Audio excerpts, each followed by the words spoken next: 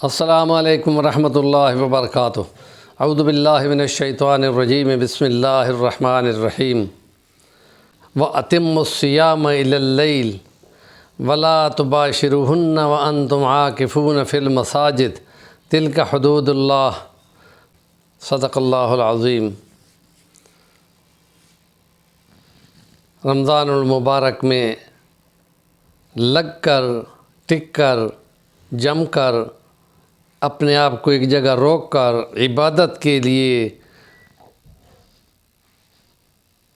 مختص کرنا اعتکاف ہوتا ہے۔ اور اسلام میں بس اتنا اعتکاف ہے جتنا یہ رمضان المبارک کے آخری 10 دن نبی پاک صلی اللہ علیہ وسلم نے رمضان المبارک کے پہلے عشرہ میں لیلۃ القدر ڈھونڈنی چاہی، وہاں نہیں ملی۔ دوسرے عشرہ میں بھی اعتکاف کیا، ڈھونڈنے نہیں ملی۔ پھر آپ نے فرمایا کہ آپ لوگ اب تیسری عشرے میں اس کو تلاش کرو، اور قوی گمان ہے کہ وہ طاق راتوں میں ہے، اور اس میں اس لیلۃ القدر کو جو تقریباً 84 سالوں کی عبادت کے برابر ہے، اور اس میں اللہ تعالیٰ کا قرب حاصل کرنا اور اس سے اپنے گناہوں کی معافی کرنا یہ مقصود ہوتا ہے۔ اور دیگر مسجد میں آ کر جتنا ٹائم بندہ دنیا کو چھوڑ کر نیت کر لیتا ہے کہ میں اعتکاف میں ہوں، 10 منٹ، 15 منٹ، آدھا گھنٹہ یا 1 گھنٹہ، اتنا اس سے بھی زیادہ نہیں ہے۔ اور یہ رہبانیت ہے، یہ ترک دنیا ہے، مقابلتاً باقی دنیا کے کہ جو بدھ مت میں، ہندو مت میں، عیسائیت میں وہ جو پوری زندگی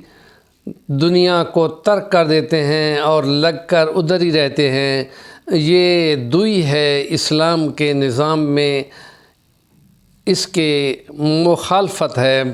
اور روحانیت پانے کے لیے یہ تھوڑے سا وقت میں اللہ کے لیے جم کر عبادت کرنا، اپنے آپ کو روک لینا، دنیا سے باہر کر دینا، اس سے زیادہ نہیں ہے۔ وَالرُّهْبَانِيَّةَ ابْتَدَعُوهَا مَا كَتَبْنَاهَا عَلَيْهِمْ إِلَّا ابْتِغَاءَ وَجْهِ اللّہ، اللہ کی رضا پانے کے لیے یہ جنہوں نے اپنے آپ کو اس میں بدعت بنا لی ہے، اس کو ہم نے ان پہ مسلط یا محکم نہیں کیا تھا۔ یہ قرآن مجید میں خدا نے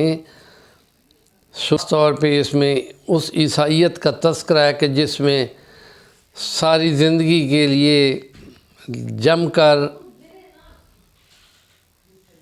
ان کے پادری اور ان کی ننیں وہ دنیا سے الگ رہتی ہیں، شادیاں بھی نہیں کرتی۔ اور بدھ مت میں بھی ایسا ہی تصور ہے، دنیا کو ترک کر کے وہ بدھ چلا گیا، پھر کبھی واپس آ کے اپنے گھر بچوں کو نہیں دیکھا۔ تو یہ اعتکاف جس کو رمضان المبارک کے 20ویں روزے کی شام سے پہلے نیت کر کے مسجد میں پہنچ جانا ہے، اپنی عبادت مختص کی جگہ پہ پہنچ جانا ہے، اور نیت کرنی بڑی ضروری ہے۔ اور نیت کے بغیر اگر آئے گا تو وہ مسنون اعتکاف نہیں ہوگا، وہ کوئی نفلی بن جائے تو الگ ہے۔ اور اس جگہ پہ جہاں پہ اس نے رہنا ہے، بلا وجہ اس کو اپنی چند ضرورتوں کے لیے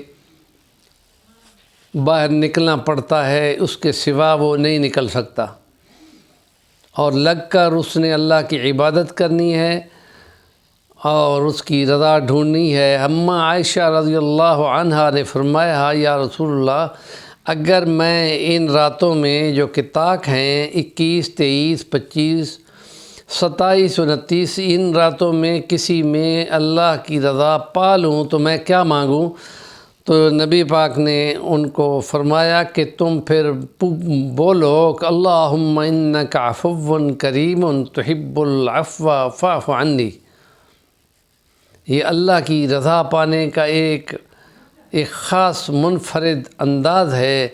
کہ اے اللہ مجھ سے معافی درگزر کا معاملہ فرمانا،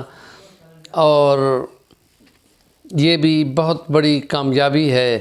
اور اس لیے اس میں اپنے محلے کی جامع مسجد میں، جس میں 5 ٹائم نمازیں ہوتی ہیں اور اذان ہوتی ہے، وہاں ایک آدمی کو مقرر کر دیا جائے کہ سب کی طرف سے وہ ادا ہو جائے گا، اور اگر کوئی بھی نہ بیٹھے تو سب گناہگار ہوں گے۔ عورت اپنے آپ کو اس مقام پر رکھے گی اور اس میں باہر ادھر ادھر نہیں جا سکے گی، اور نیت اس کی کرنی ضروری ہے۔ کسی اور کو وہاں پہ پیسے دے کے بٹھانا یہ اعتکاف کے نظریے کے خلاف ہے، اور باہر نکل جانا اس کی حدود کو توڑ دینا ہے۔ اس رات کو، جو کہ خاص رات ہے رمضان المبارک کی، لیلۃ القدر، قدر اندازے کو کہتے ہیں، یا اس تقدیر کا وہ فیصلہ ہے کہ جس میں خدا کے فیصلوں کو جو آسمان دنیا پہ آتے ہیں دھیرے دھیرے کر کے، ان کو اپنے وقت میں خدا کی تقدیر سے اتارا جاتا ہے،